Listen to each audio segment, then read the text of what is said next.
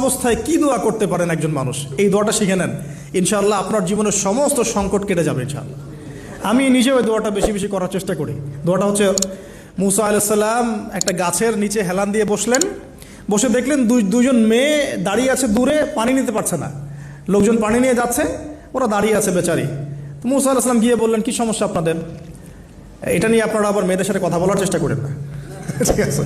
তো মাহারাম গায়রা মাহারাম মেনে চলে। তারা বললেন যে আমাদের বাবা অনেক বৃদ্ধ মানুষ, আমরা পানি নিতে পারি না যতক্ষণ না আমাদের কম পানি নিয়ে চলে যায়।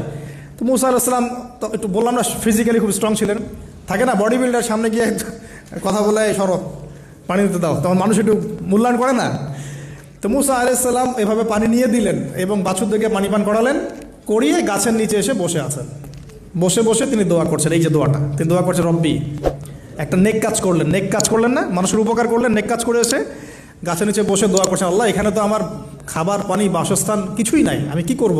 রব্বি ইন্নি লিমা আনজালতা ইলাইয়া মিন খায়রিন ফাকির, রব্বি ইন্নি লিমা আনজালতা ইলাইয়া মিন খায়রিন ফাকির। আবার বলেন, রব্বি ইন্নি লিমা আনজালতা ইলাইয়া মিন খায়রিন ফাকির। অর্থ হচ্ছে, হে আল্লাহ, তুমি তোমার পক্ষ থেকে আমার উপরে যে নেয়ামতগুলো দিবে, আমি এর জন্য ফকির হয়ে বসে আছি আল্লাহ।